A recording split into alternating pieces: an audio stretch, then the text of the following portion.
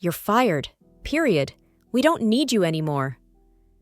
The words rang in my ears like a relentless drumbeat. My boss's voice was cold, detached, and final, slicing through the air with an indifference that felt almost cruel. I wanted to argue, to plead my case, to explain that I needed this job more than I needed sleep or food, but my mouth wouldn't move. My throat was dry, my chest tight, and all I could manage was a nod before I turned and walked out of the office. The biting wind outside was almost a relief, stinging my cheeks and grounding me in the reality of the moment. Fired. One of my 3 jobs, gone. Just like that. The weight of it pressed down on me as I walked the familiar streets, my mind racing with calculations. Rent, bills, groceries, his tuition. How would I make it work now? I had no answers, only the gnawing pit of anxiety growing in my stomach. By the time I reached the front door of our small apartment, the fatigue was catching up with me. I pushed the key into the lock and stepped inside, the warmth of home doing little to soothe the storm brewing inside me. I wasn't supposed to be home yet. My shift would have ended hours later, but here I was, early for the first time in months. The silence hit me first. No TV, no clinking of dishes in the kitchen. Just an eerie stillness that made my skin prickle. I dropped my bag by the door and kicked off my shoes, the thud echoing in the quiet. "Babe?" I called out, my voice trembling slightly, though I couldn't say why. I moved down the hallway toward the bedroom, each step feeling heavier than the last. The door was ajar, and I froze when I heard a muffled laugh. A woman's laugh. High-pitched, soft, and foreign to me. My hand trembled as I pushed the door open. There he was. My husband. The man I had sacrificed everything for. Late nights, my health, my dignity, lying in our bed with another woman. Her hair spilled across my pillow, her bare shoulder peeking out from beneath our blanket. And him, his hand on her back, his lips grazing her neck, the ease and familiarity of it all cutting deeper than any knife ever could. For a moment, I couldn't breathe. The room blurred as tears filled my eyes, hot and relentless. My chest tightened, and the sound that escaped my throat was somewhere between a gasp and a sob. They turned to look at me, both startled, but their reactions couldn't have been more different. She looked panicked, clutching the blanket to her chest, while he just stared, wide-eyed and speechless, as if caught in some mundane mistake. "You..." The word barely made it past my lips. My voice cracked, trembling with a mix of fury and heartbreak. "How could you?" He stood, scrambling for an explanation, but the words were empty, meaningless.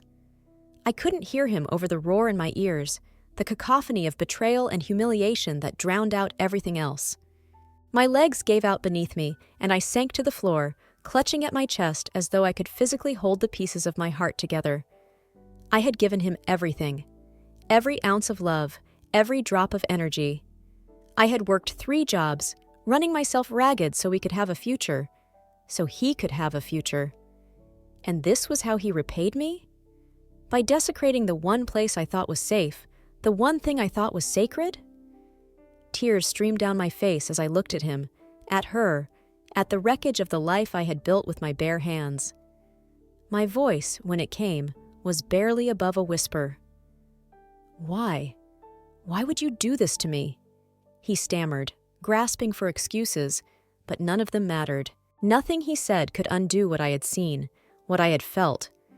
The ache in my chest deepened, spreading through every fiber of my being until it felt like I was being torn apart from the inside out. I don't remember standing up. I don't remember what I said, or if I said anything at all. All I remember is the hollow feeling in my chest as I turned and walked out of the room. Out of the apartment, out of the life I thought I knew. The cold air outside hit me again, and I gasped for breath, clutching my coat around me as if it could protect me from the storm raging inside. The tears wouldn't stop, streaming down my face in hot, salty rivers that burned against my frozen cheeks. My mind was a whirlwind of anger, sorrow, and disbelief, each emotion battling for dominance until I was left shaking, my knees threatening to give way beneath me. How could he do this to me? After everything I had done, after everything we had been through. Was I not enough? Were we not enough? I stood there on the sidewalk, the weight of the moment pressing down on me until it felt like I might collapse under it. But I didn't. Somewhere deep inside, beneath the anguish and despair, a spark ignited. A spark of something I hadn't felt in a long time. Something fierce, something defiant. I wiped my tears with the back of my hand, the gesture shaky but resolute. This wasn't the end. Not for me. Not yet. I still remember the first time I saw him. We were barely out of high school, two kids in a world too big and complicated for us to understand. He wasn't the kind of guy my parents wanted for me. In their eyes, he was too brash, too carefree, too uncertain about his future. But to me, he was magnetic, his laughter contagious, his confidence intoxicating. He had a way of making the world feel smaller, as if nothing could touch us as long as we were together. We met at a small cafe near campus. I was working part-time between classes, and he walked in one rainy afternoon, shaking droplets from his hair like he owned the place. He ordered a coffee but lingered near the counter, striking up conversation as if we'd known each other for years. I remember his smile, the easy way he leaned against the counter, and the way his eyes lit up when he spoke. By the time his coffee had gone cold, he had convinced me to let him walk me home. It wasn't long before we became inseparable. He wasn't perfect. He had a temper that flared at the worst moments, and he could be frustratingly impulsive, but he loved fiercely. And I loved him with a kind of reckless abandon that only comes with youth. We built dreams together, whispered to each other about the future late at night, imagining a life where the world couldn't tear us apart. But the world had other plans. My parents were the first obstacle. They saw him as a distraction, a boy with no real prospects. My father once told me, "Love is not enough to build a life, sweetheart. You need stability, someone who can take care of you." I wanted to scream at him, to tell him that I didn't need anyone to take care of me. I just needed him. My mother was subtler, planting doubts in my mind with questions like, "Are you sure he's the one? What if he holds you back?" They didn't understand. They didn't see the way he looked at me, like I was the only thing that mattered in the world. They didn't see the way he stayed up with me when I was sick, or the way he worked odd jobs to help me pay for textbooks when my scholarships didn't cover everything. They didn't see the love notes he left in my bag, or the way he held my hand when life felt overwhelming. We defied them, of course. I was stubborn, and he was relentless. We moved into a tiny apartment together, the kind of place where the walls were so thin you could hear the neighbors arguing at all hours. We had nothing: secondhand furniture, a leaky faucet in the kitchen, and dreams bigger than the space we called home. But we were happy. Or at least, I thought we were. The first few years were hard. He struggled to find stable work, bouncing from one job to the next while I juggled school and part-time work. We learned to live on a shoestring budget, eating instant noodles for weeks at a time, and patching up clothes instead of buying new ones. I remember the first time we splurged on a dinner out. It was a cheap pizza place down the street, but to us, it felt like fine dining. He held my hand across the table and promised me that one day we'd have more than this. One day, we'd build a life we could be proud of. But life has a way of testing promises. When my father got sick, I had to drop everything to care for him.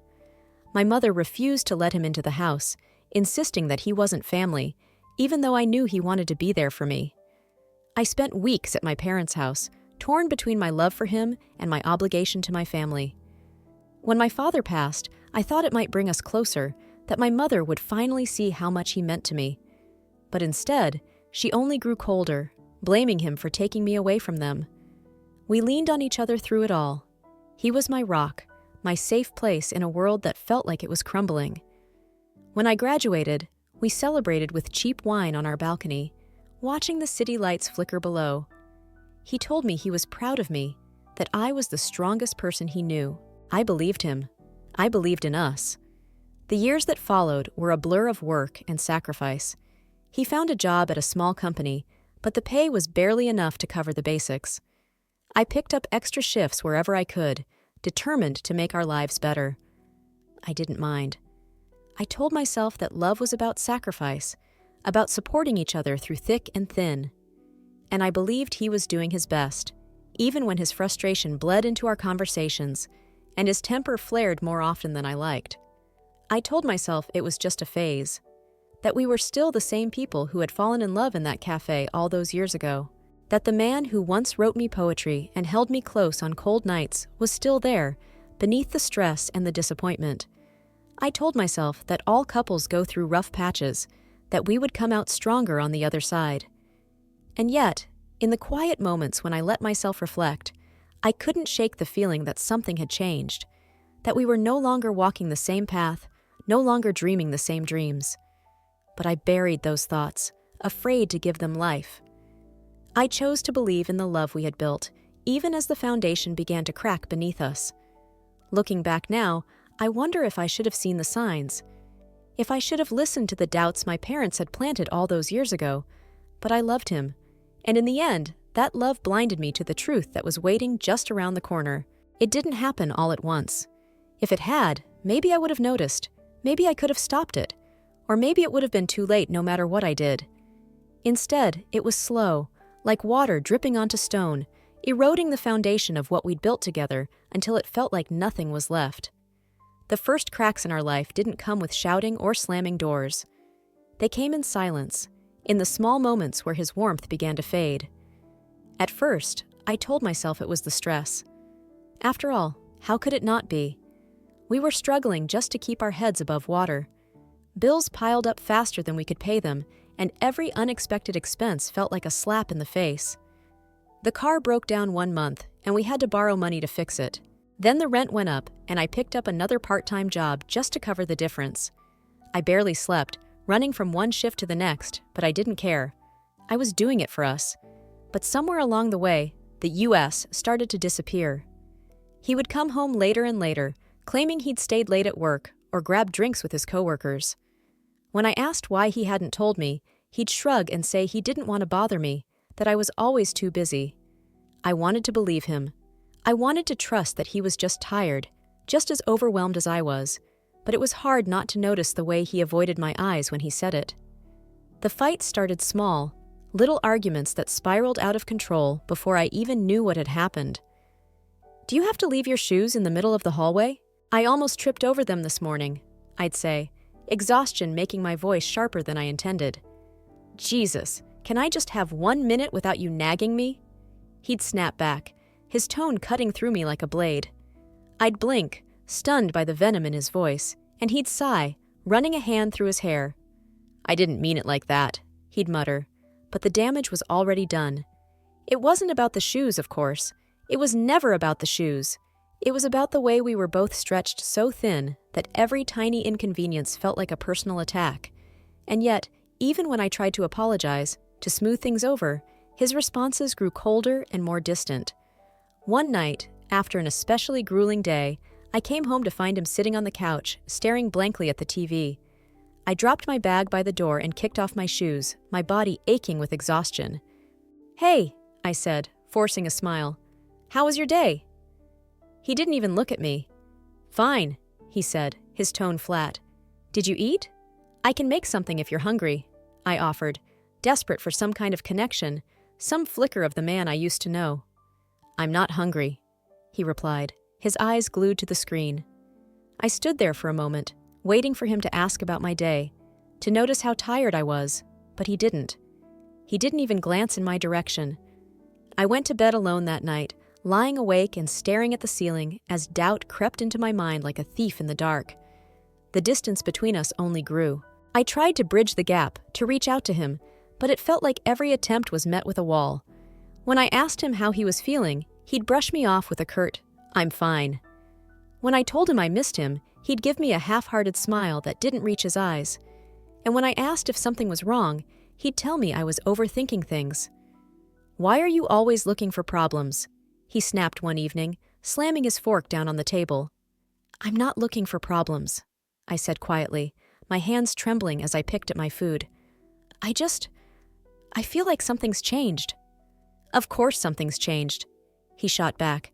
"We're both exhausted, we're broke, and we're stuck in this tiny apartment. What do you expect?" I opened my mouth to respond, but the words caught in my throat. He wasn't wrong. We were tired, and we were broke, and life was hard. But wasn't that the whole point of being together? To face those challenges as a team? When had we stopped being a team? The cracks widened with every passing day. He stopped coming to bed at the same time as me, staying up late to scroll through his phone or play video games. On weekends, he'd disappear for hours, claiming he needed time to clear his head. I'd sit at the kitchen table, surrounded by unpaid bills and grocery lists, wondering where he was and why he didn't want to be here, with me. I started blaming myself. Maybe I was too demanding, too clingy. Maybe I wasn't giving him enough space. Maybe I was too focused on work and not enough on us. I tried to fix it, planning little surprises and date nights, but he always had an excuse.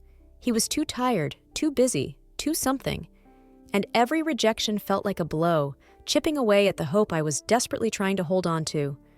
I told myself it was just a rough patch, that every couple goes through ups and downs.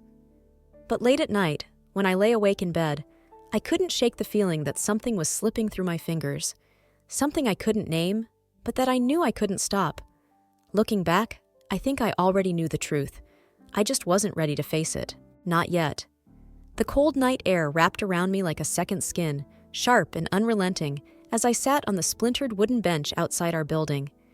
My hands were trembling, not from the cold, but from the weight of everything I'd just seen, everything I'd just felt.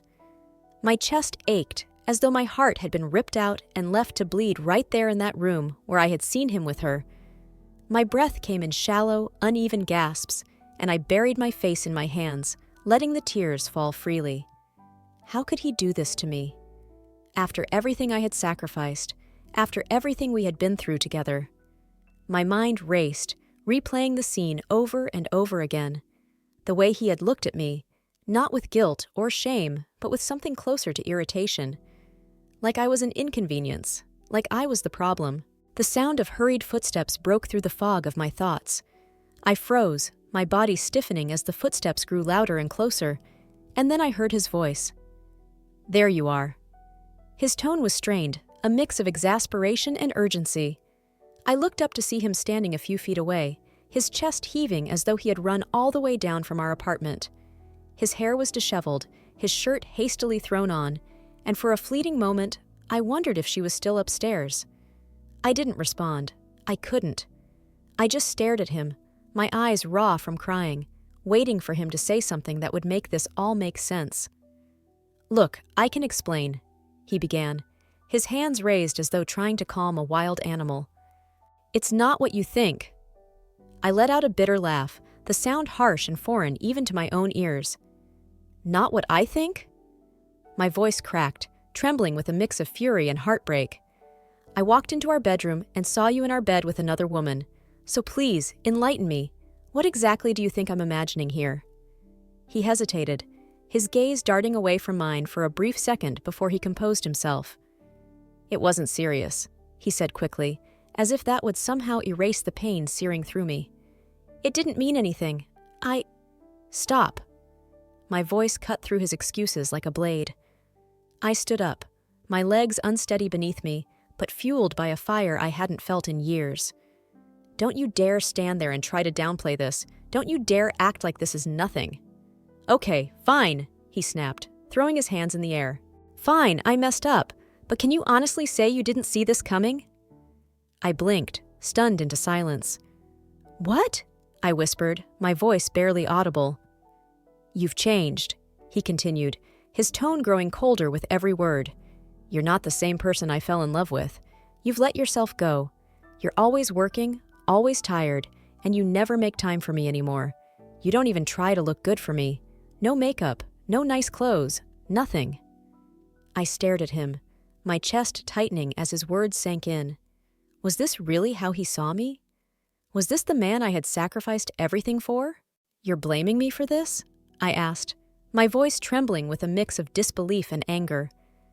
"I've been working 3 jobs just to keep us afloat. I've been running myself into the ground to pay for our life while you— What? Sit around and complain that I don't wear lipstick?"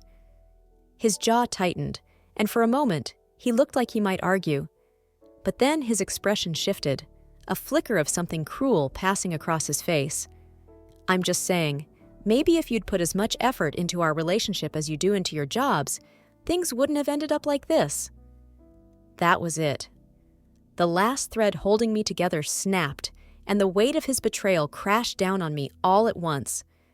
My hands clenched into fists at my sides, and I took a step closer to him, my voice rising. "You don't get to stand there and lecture me about effort," I said, my words sharp and cutting.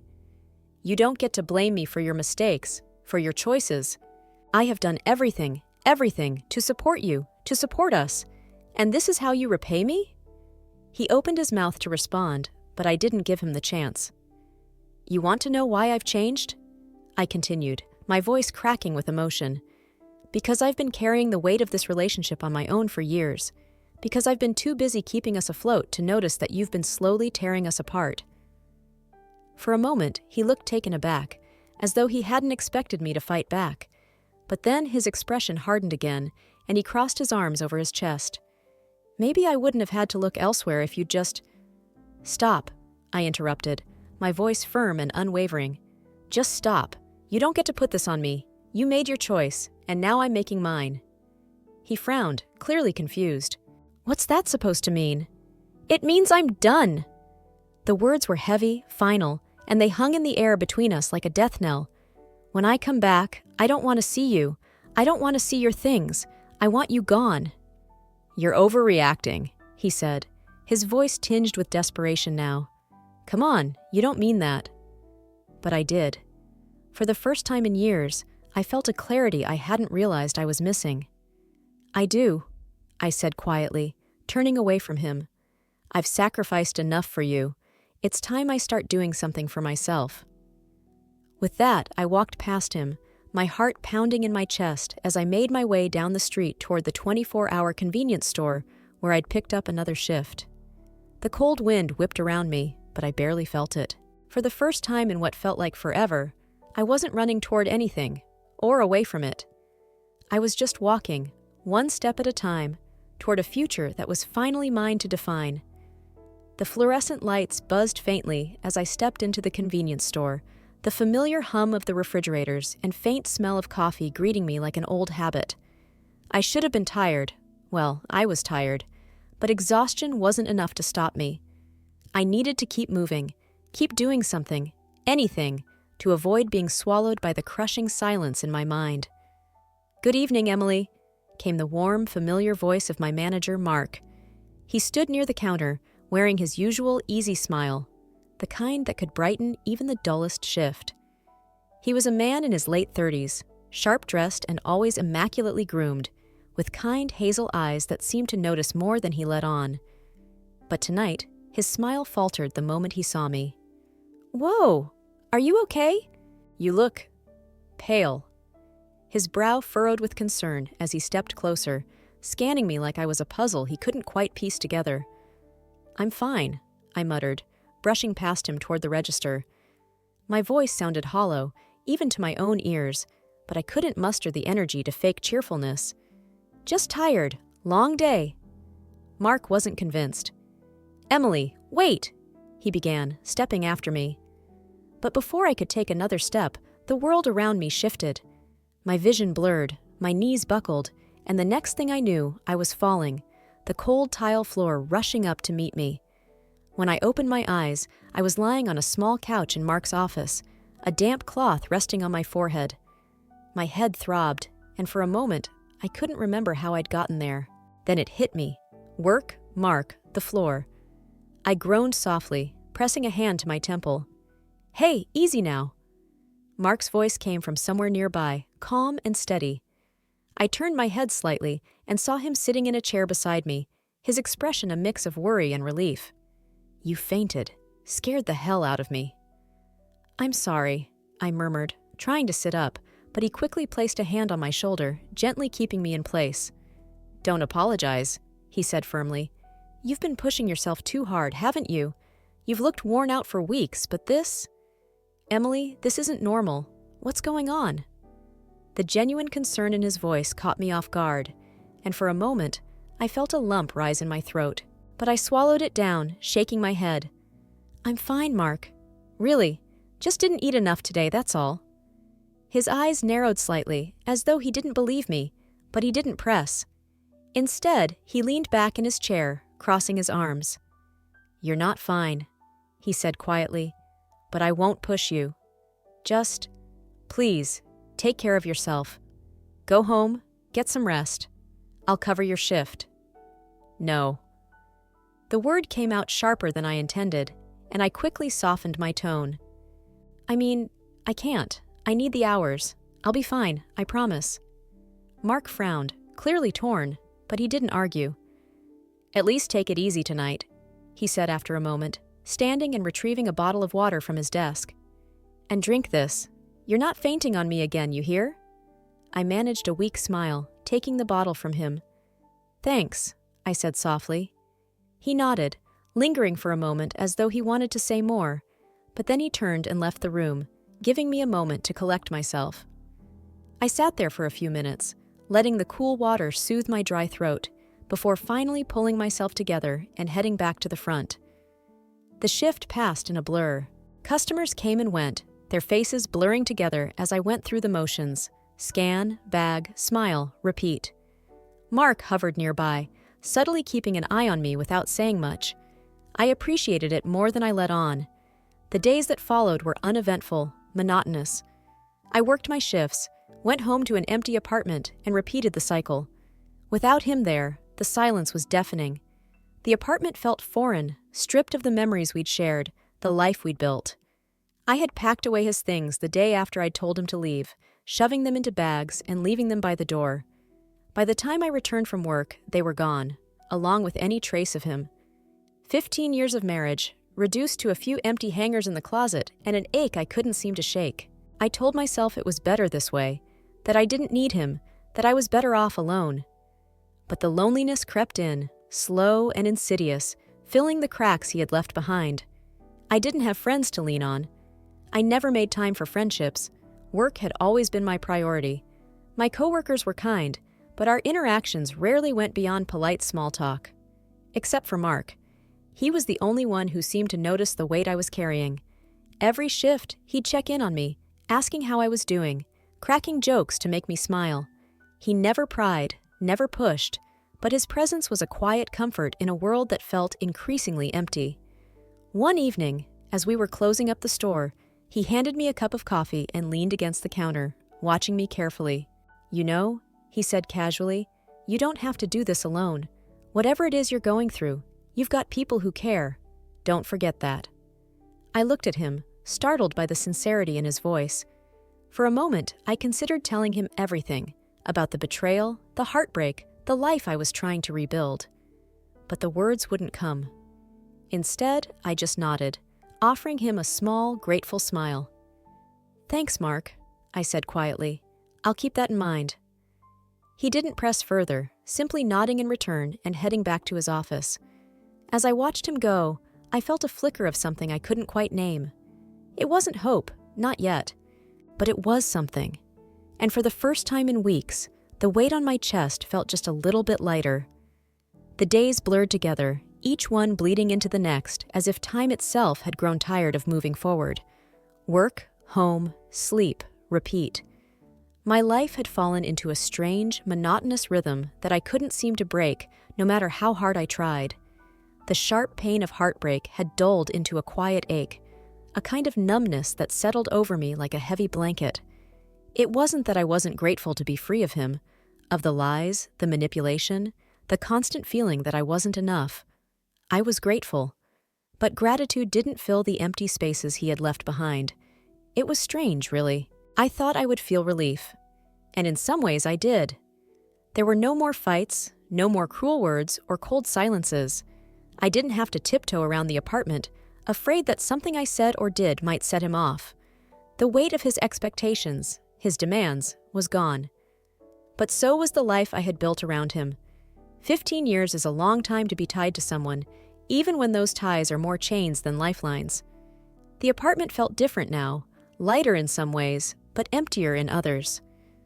I had moved his things out almost immediately, but the echoes of him lingered in the quiet corners, in the shadows cast by the furniture we'd once picked out together. I told myself that I was better off without him, and I was. But the loneliness, that was harder to shake. It wasn't just the absence of him that I felt. It was the absence of everything. Friends, family, connections, Over the years, I had pushed it all aside, too focused on keeping us afloat to notice the things I was letting go. Now, standing in the rubble of what was once my life, I realized how little of it I had left to call my own. And yet, despite it all, I was beginning to feel better. Slowly, quietly, almost imperceptibly, a sense of peace was settling over me. Without him there to belittle or undermine me, I was starting to remember who I was, who I had been before I let his voice drown out my own. It was strange how much space there was in my mind now that I wasn't constantly trying to anticipate his needs or second-guess his reactions. But even as I started to feel more like myself, the world still felt muted, like I was watching my own life through a pane of frosted glass. Nothing seemed to reach me, not really. The days were gray, the nights quiet, and the small pleasures I used to find in life felt distant, out of reach. I worked, I slept, I existed. That was all. Until, one evening, as I stood at the register wiping down the counter after the last customer of the night, I found myself thinking about Mark. It wasn't the first time. His face had been drifting into my thoughts more and more often lately, though I hadn't given it much attention. At first, I thought it was just because he was there, a constant presence in my otherwise empty life. But the more I thought about him, the more I realized it wasn't just that. It was the way he had been there for me, the way he noticed things no one else did, the way he cared. Mark wasn't like anyone I had ever known. He was kind in a way that felt effortless, genuine. He had this way of looking at you, really looking, as though you were the only person in the room. And he listened, really listened, like your words mattered, like you mattered. I wasn't used to that. I wasn't used to someone treating me like I was worth their time, their attention. With him, I didn't feel invisible. I thought about the night I had fainted, the way he had been there, steady and unshakable, his voice calm and reassuring even as I felt like my world was falling apart. He could have sent me home, told me to take the night off and leave it at that. But he hadn't. He had stayed, making sure I was okay, making sure I knew I wasn't alone. And it wasn't just that night. It was the little things he did, the small kindnesses that added up in ways I hadn't fully appreciated until now. The way he always asked how I was doing, not in the offhand way most people do, but with real curiosity, real concern. The way he stepped in to help with the more difficult customers, never making a big deal of it, but always there when I needed him. The way he left a cup of coffee on the counter for me at the start of every shift, just the way I liked it, without me ever having to ask. I didn't know what to make of it. Was it just kindness, simple human decency, or was there something more to it? And more importantly, why did I find myself hoping it was something more? Why did the thought of him linger in my mind long after our shifts ended, filling the empty spaces where loneliness had taken root? I shook my head, trying to clear the thoughts away. It felt wrong somehow to even entertain the idea. It was too soon, wasn't it? I was still trying to piece my life back together, still figuring out who I was without him. And Mark, he was my boss. Kind, caring, wonderful Mark. What would he even see in someone like me, someone so clearly broken? But no matter how hard I tried to push the thoughts away, they kept coming back. His face, his voice, the way he had looked at me that night in his office. For the first time in weeks, I felt something stir inside me, something warm, something hopeful, and it terrified me, because hope was dangerous. It was fragile, delicate, easily shattered. I had spent so long trying to protect myself from it, trying to keep my heart safe behind the walls I had built. But now, with Mark's kindness shining through the cracks, I wasn't sure I wanted to keep those walls up anymore. I sighed, leaning against the counter and staring out at the empty store. The thought of Mark made the world feel a little less gray, a little less distant. And maybe, just maybe, that was enough for now. It was the end of another late shift, the kind that seemed to stretch on forever despite the quiet hum of the store. I was finishing up, wiping down the counters and counting the till, trying to keep my thoughts focused on the task at hand. I had grown used to these moments of stillness, the calm before heading back to the solitude of my apartment. But tonight, something felt different. I couldn't quite put my finger on it, but there was a quiet tension in the air, like something was about to happen. Mark had been in and out of his office all evening, more restless than usual.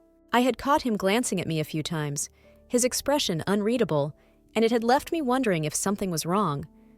I told myself not to overthink it, but when he came out of his office for the last time that night and walked straight toward me, my heart started to race. "Emily," he said, his voice soft but steady, "can I talk to you for a minute?" I looked up from the register, blinking in surprise. "Sure. Is everything okay?" "Yeah, everything's fine," he said quickly, though he seemed a little nervous. He ran a hand through his hair, a gesture I had come to recognize as a sign that he was working up to something. I've been thinking about something, and I wanted to ask you before I lose my nerve." My curiosity piqued. I set the money aside and turned to face him fully. "Okay, what's on your mind?" He hesitated for a moment, his hazel eyes searching mine, and then he let out a small breath. "Would you like to go out with me? On a date?" The words hung in the air between us, and for a moment I couldn't quite process them. I must have looked completely dumbfounded because he quickly added, "No pressure. If you're not interested or it's too soon, I completely understand. I don't want you to feel awkward or—" "Yes," I blurted out, cutting him off before I could stop myself. The word escaped my lips so quickly that it took both of us by surprise. My face flushed hot, and I stumbled to clarify. Yes, I'd like to go, on a date, with you." Mark blinked, then smiled, a slow, genuine smile that made my heart flutter. "Really?" I nodded, my cheeks burning. "Really. But you'll have to forgive me if I'm a little rusty. It's been a while."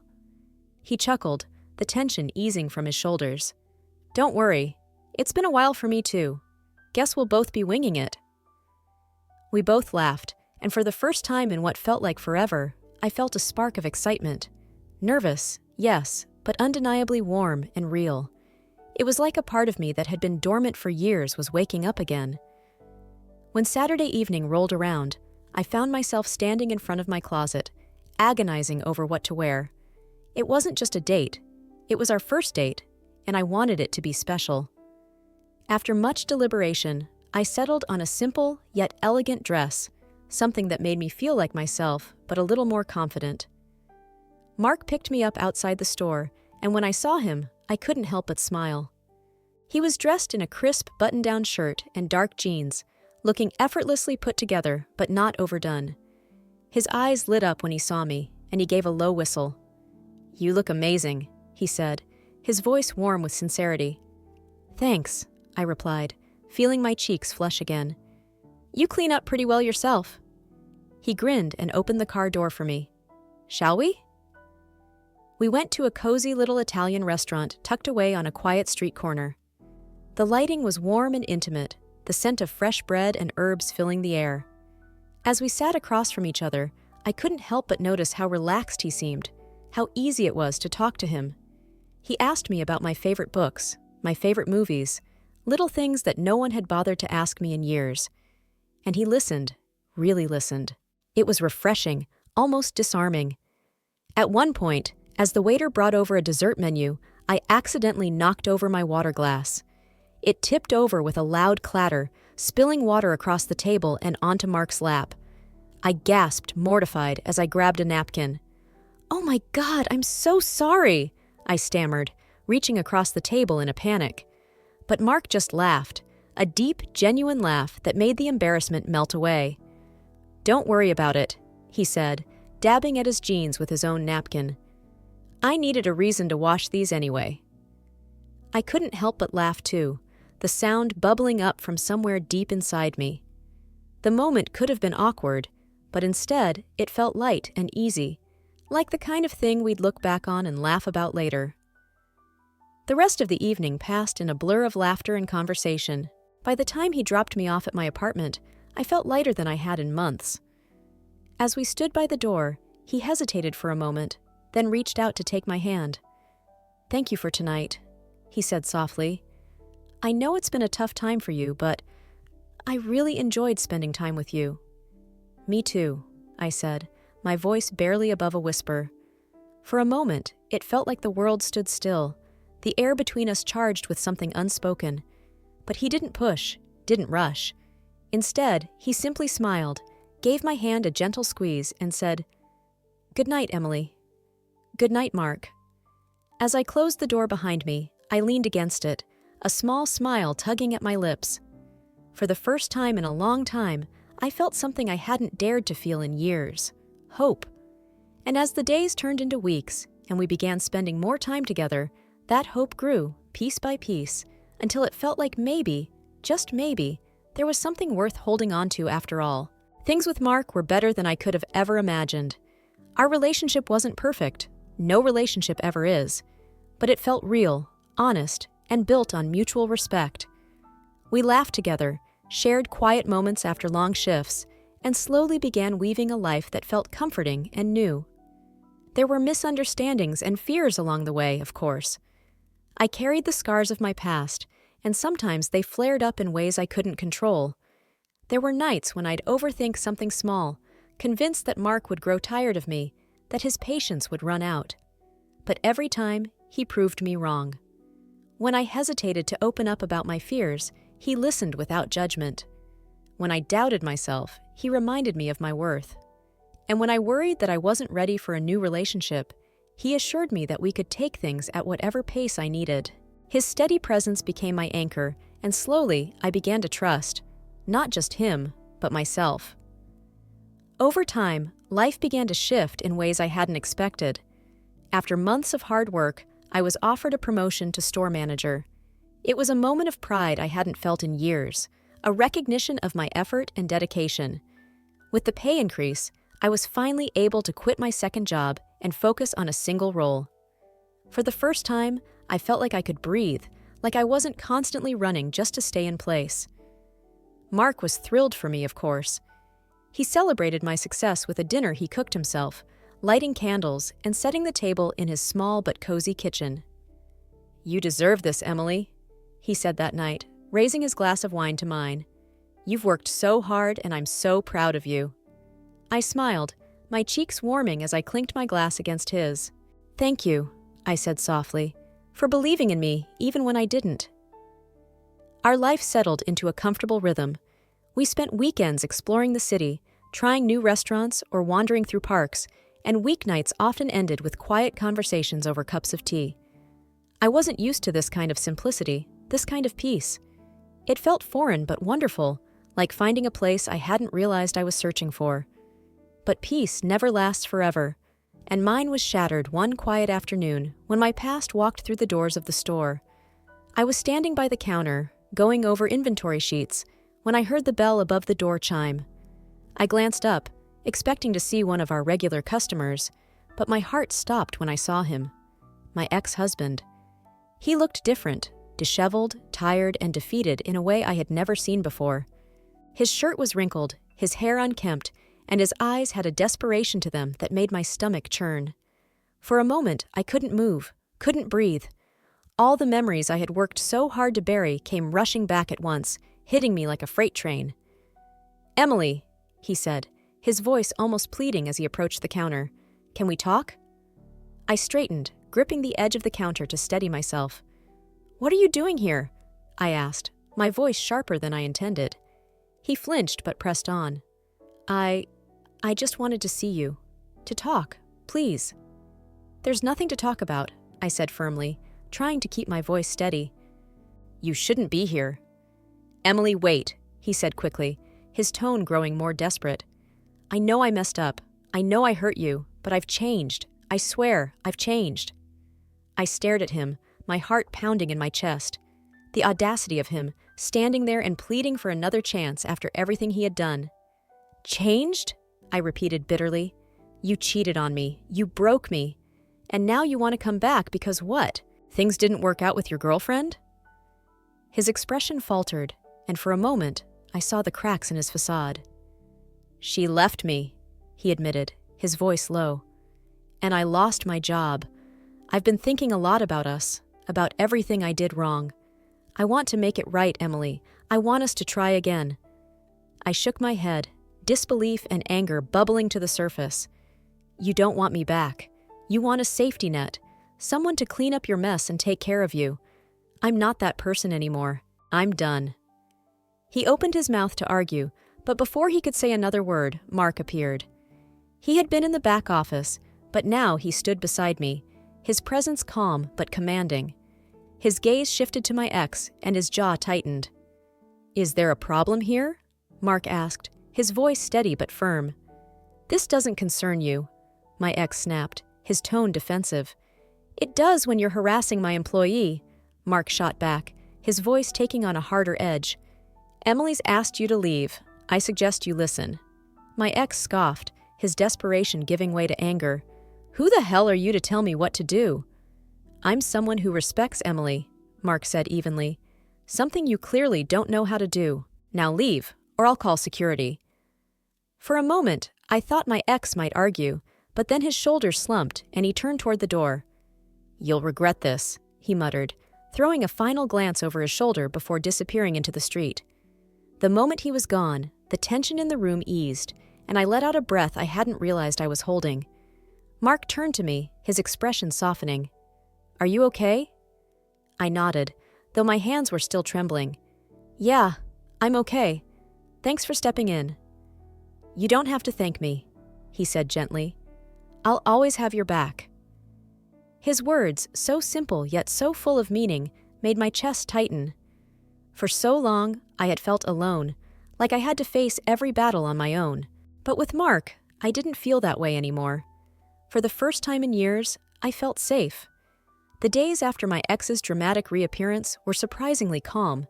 It was as if his attempt to stir chaos in my life had only solidified my resolve.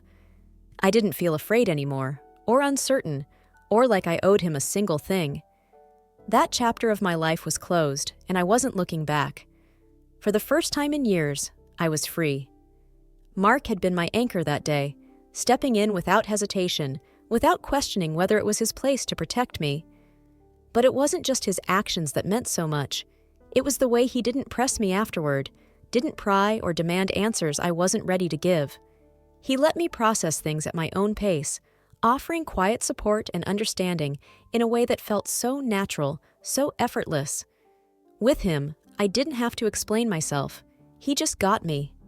Our relationship continued to grow, stronger than ever. After my ex's visit, I realized how deeply I trusted Mark, how safe and valued he made me feel. For so long, I had lived in survival mode, always waiting for the other shoe to drop. But with Mark, I didn't have to. He wasn't perfect, and neither was I. But we didn't have to be. What we had was real, and that was enough. It was a warm spring evening when Mark surprised me with a picnic in the park.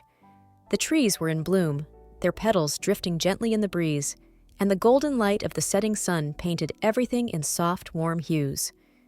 We spread out a checkered blanket under a large oak tree, surrounded by the laughter of children playing nearby and the quiet hum of the city in the distance. Mark had packed everything himself: sandwiches, fresh fruit, and even a bottle of my favorite wine. It was simple, but it was perfect. We talked and laughed, and for the first time in what felt like forever, I felt completely at peace. As the sun dipped lower on the horizon, he reached for my hand, his expression shifting into something softer, more serious. "Emily," he began, his voice steady but filled with emotion, "I want you to know how much you mean to me. You've been through so much, and yet you're still here. You're strong, kind, and so much more than you give yourself credit for." I felt my chest tighten, my heart beating faster as he continued. "I don't want to rush you, and I don't want to make you feel pressured, but I want you to know that I see a future with you. Whether it's a year from now or 5, I'm in this with you, for as long as you'll have me." Tears pricked at the corners of my eyes, but they weren't tears of sadness. They were tears of relief, of joy, of finally feeling like I had found someone who truly saw me for who I was. I squeezed his hand, my voice trembling as I replied, "Mark, I've never felt as safe or as loved as I do with you. I don't know what the future holds, but I know I want you to be part of it." We stayed in the park long after the sun had set, talking about everything and nothing, our fingers intertwined as the stars appeared one by one in the darkening sky. Life didn't magically become perfect after that evening, but it didn't need to. Mark and I continued to build something strong, something that felt unshakable. We supported each other through challenges, celebrated each other's victories, and laughed together through the quiet moments in between. I poured myself into my work as a store manager, and Mark cheered me on every step of the way. He would show up with coffee on busy days, leave little notes of encouragement in my office, and never let me forget how proud he was of me. And in return, I supported him in his goals, reminding him of his own worth and how much he brought to the lives of those around him. Eventually, I found myself reconnecting with parts of myself I had forgotten, hobbies, interests, and even friendships I had neglected for years. I joined a local book club, took up yoga, and even started painting again, something I hadn't done since college. For the first time, I was living a life that felt like mine, not dictated by someone else's needs or expectations, but guided by my own choices and desires. Looking back now, it's hard to believe how far I've come. There was a time when I thought my life would never change, when I believed that love was about sacrifice and endurance, about giving until there was nothing left. But now, I know better. Love isn't about losing yourself for someone else. It's about finding someone who helps you grow, who lifts you up without tearing you down. Mark taught me that. He showed me that love could be kind and gentle, that it could heal instead of hurt. He reminded me of my worth, not just with his words, but with his actions, every single day. As for my ex, I haven't seen or heard from him since that day in the store, and I have no intention of letting him back into my life. He was a lesson I needed to learn, a reminder of what I deserved and what I didn't. Now, when I look at the life I've built, I feel something I never thought I would again: peace. It's not always easy, and it's far from perfect, but it's mine. And with Mark by my side, I know that whatever comes next, I'll be ready. Because for the first time in years, I'm not just surviving, I'm truly living.